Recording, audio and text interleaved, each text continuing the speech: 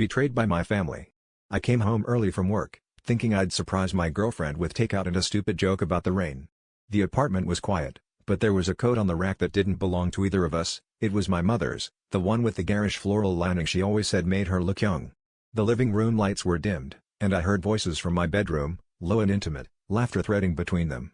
I stood in the hallway, frozen, listening to the sound of my girlfriend's giggle blending with my mother's softer tone, a sound I'd never heard her make before. I pushed the door open, and there they were, sitting close on the edge of my bed, a little too close. My girlfriend's hand was on my mother's knee. I felt my stomach drop through the floor. They didn't look surprised to see me. My mother just sighed and stood up, brushing invisible dust off her jeans.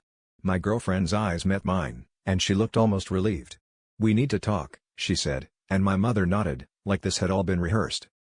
They told me they'd been seeing each other for months.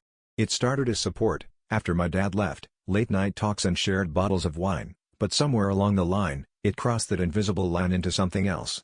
I tried to argue, to shout, to make sense of it, but they just stared at me, united, as if I was the one who'd intruded. My mother said I'd been drifting, that she needed someone who really cared, and my girlfriend said she was tired of being my emotional crutch. They said they wanted to be together, and they wanted me out. As I packed my things, numb and shaking, I realized I'd never truly been close to either of them. All that time, I'd built my life around two people who found each other more than they ever found me. The betrayal stung, but the deeper cut was knowing that I was the common thread in their happiness, and the necessary piece to discard.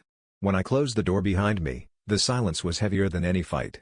I wondered if I'd ever stop feeling like the outsider in my own story.